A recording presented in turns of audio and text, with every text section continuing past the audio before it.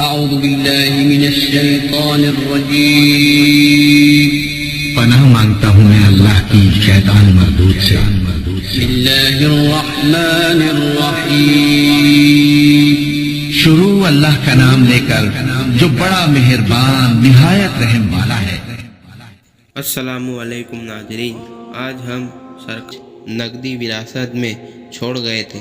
ایک دن آپ نے اپنی والدہ سے کہا کہ اے امی جان، میرا من باغ اور گلشن باغیچے کی رکھوالی میں نہیں لگتا، بلکہ میں چاہتا ہوں کہ اس باغ کی حفاظت کروں اور اس گلشن کو تر و تازہ کروں اور ہرا بھرا رکھوں، جیسا میرے جد امجد حضرت محمد مصطفیٰ صلی اللہ علیہ وسلم نے لگایا ہے۔ آپ نے کہا کہ امی جان، مجھے اللہ کی راہ میں دے دیجیے۔ آپ کی یہ بات سن کر آپ کی والدہ نے آپ کو اجازت دے دی۔ اس کے بعد اعلیٰ تعلیم کے لیے نوشا پور، جو کہ ایک مشہور شہر ہے، وہاں چلے گئے، جہاں سے بڑے بڑے علماء، بزرگ صوفیہ ہوئے ہیں۔ جب آپ نوشا پور پہنچے تو وہاں پر سید ہشام الدین بخاری رحمۃ اللہ علیہ تھے، جو اپنے وقت کے تقوی اور پرہیزگاری اختیار کرو اور اللہ کی طرف وسیلہ ڈھونڈو۔ علماء کرام اور صوفیاء اعظام فرماتے ہیں کہ وسیلے سے مراد مرشد کامل ہے۔ جب آپ کو معلوم ہوا کہ نوشا پور کے پاس ایک گاؤں ہے جس کا نام ہارون ہے، اس گاؤں میں قطب الافطاب حضرت خواجہ عثمان ہارونی رحمۃ اللہ علیہ تشریف رکھتے تھے۔ آپ اپنے وقت کے بڑے قطب الافطاب اور ولی کامل تھے۔ جب آپ ان کی بارگاہ میں حاضر ہوئے تو آپ کو بغیر دیکھے ہی خواجہ عثمان ہارونی رحمۃ اللہ علیہ فرماتے ہیں کہ حسن، میں تمہارا ہی انتظار کر رہا ہوں، وقت بہت تھوڑا ہے، جلدی آؤ میرے پاس، جو حصہ اللہ اور اس کے رسول کی طرف سے تمہارے لیے ہے وہ لے لو۔ پھر آپ مرید ہوئے۔ شیخ کامل نے ایک حجرہ آپ کو رہنے کے لیے دیا۔ آپ اس حجرے میں رہ کر وظیفہ پڑھتے تھے۔ عزیزو، اللہ کی عبادت سے آج ہم اور آپ کتنی دور ہیں۔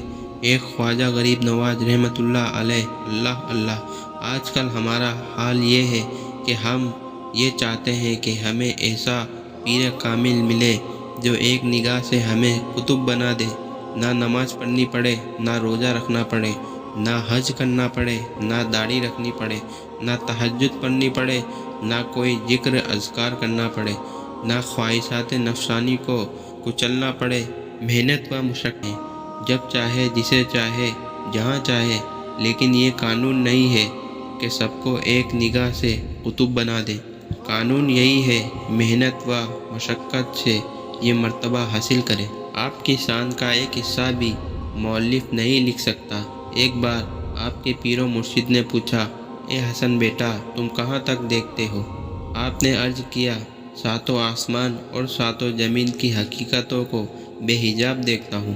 جو کچھ ساتوں آسمان اور ساتوں زمین میں ہے وہ سب کچھ دیکھتا ہوں۔ شیخ کامل نے فرمایا، بیٹا، ابھی بڑی کمی ہے، تمہیں جس منزل پر ہم پہنچانا چاہتے ہیں وہ ابھی بڑی دور ہے، اور محنت اور مشقت کرو اور ریاضت کرو۔ خواجہ غریب نواز رحمۃ اللہ علیہ نے محنت اور مشقت کرنا شروع کر دی۔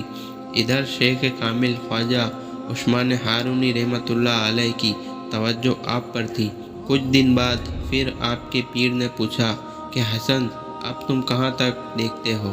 آپ نے عرض کیا، تحت الشرع میں عرش معلیٰ تک سب کچھ دیکھتا ہوں۔ پھر آپ کے مرشد خواجہ عثمان ہارونی رحمۃ اللہ علیہ فرماتے ہیں، ابھی کمی ہے اور مشقت کرو۔ آپ نے اور محنت اور مشقت شروع کر دی۔ تیسری مرتبہ آپ کو بلا کر پوچھا، اب کہاں تک دیکھتے ہو؟ عرض کی، یا مرشد، عرش معلیٰ سے آگے اللہ تعالیٰ کی حقیقت کو دیکھتا ہوں اور ان کی عظمت کے انوار اور تجلیات کو دیکھتا ہوں۔ یہ سن کر آپ کے پیر و مرشد نے فرمایا کہ اب کام ہو گیا۔ عزیزو، ذرا دیکھو شان میرے خواجہ کی۔ جب آقا کے غلاموں کا یہ عالم ہے تو سید الانبیاء کا عالم کیا ہوگا؟ پوری ہسٹری جاننے کے لیے ویڈیو کا پارٹ 2 ضرور سنیں اور ہماری ویڈیو کو لائک اور سبسکرائب ضرور کریں۔